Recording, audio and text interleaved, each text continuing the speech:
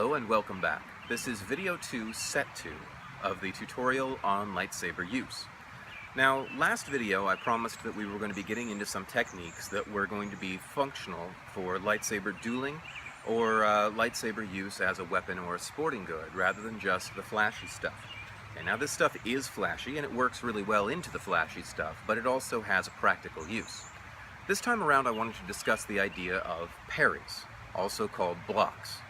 Okay, now when we discussed strikes in set 1, I talked about the different angles that a strike can come in from. Okay, diagonally at, in this case it would be my opponent's left arm, diagonally at my opponent's right arm, diagonally left leg, right leg, and head. Alright, so blocks are basically a way to put my saber in the way and prevent my opponent from hitting me if they're striking from those directions. Okay, the blocks that I use for lightsaber are actually derived from the blocks that you use for saber fencing, though there's one notable difference that you'll see when we get into this if you've got a background in fencing. Right, basically, a general guard or ward stance keeps the tip of my blade towards my opponent. My knees are bent so that I'm mobile, and the tip of my blade is either towards my opponent's face or towards their midsection. Okay, this keeps my blade between me and them, and keeps it sort of as a deterrent. Alright, if my opponent is attacking this side, which most of the time they will be, attacking your front. By the way, turning your side towards your opponent minimizes the space that they can hit with their saber. Okay, instead of right here, where I'm pretty much begging to be hit, here I'm giving you a much slimmer target. Not that I'm particularly slim, but you understand what I mean. Okay, the idea behind it here is if I've got my saber pointed at my opponent and they try to attack here, the most useful parry for me is just going to be to take my saber and move it into their way. Okay, think about it kind of like a windshield wiper, except my blade is still pointed towards them. I move it into their way. And from here, I can strike back at them if their blade is over there. That's a riposte, we'll talk about those later. But the idea behind the most basic parry, saber, move it into their way.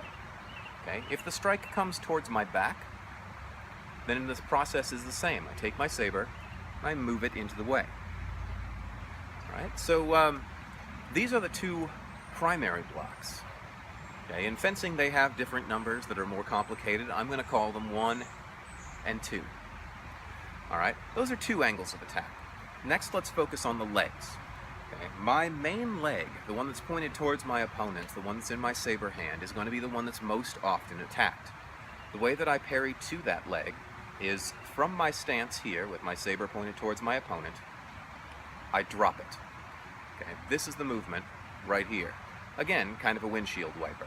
Okay. But just like that, to protect my leg, to knock the saber out of the path. This is probably the strongest parry that you have, because your grip is allowed to be tight, and you can actually disarm an opponent with this parry if it's strong enough. But just like that, protect my lead leg. Okay? Just like we had both directions on the first set, we have both directions on the second. This is a strong parry to protect my leading leg. This is a weaker parry to protect my back leg. I'm going to use it less frequently, but it's there in case I need it. Okay, from a ready position, I'm doing this. Dropping my blade and moving it over. Dropping my blade and moving it over. From a parry, or from this parry, parry 3, I just move it over into parry 4. Okay, so basically protecting my legs. Lead leg, back leg. Right? The other place that we want to protect is our head. And there's basically 3 angles of attack that people can come in at your head.